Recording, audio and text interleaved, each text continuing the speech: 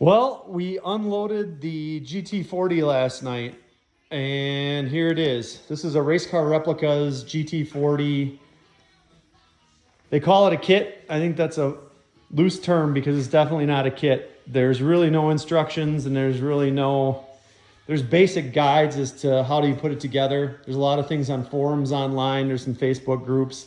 That's a G96 Porsche transaxle with a limited slip differential flipped upside down. That 347 stroker back here is actually what's going to go in this car.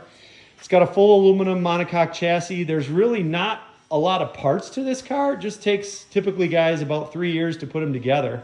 The spider here still has to come off. The spider is this white part here that looks like it has T-tops on it. You got to pull the glass. Here's the rest of your fiberglass. There's your rear, the rear end that slants up. There's your nose cone with the nostrils, the two doors.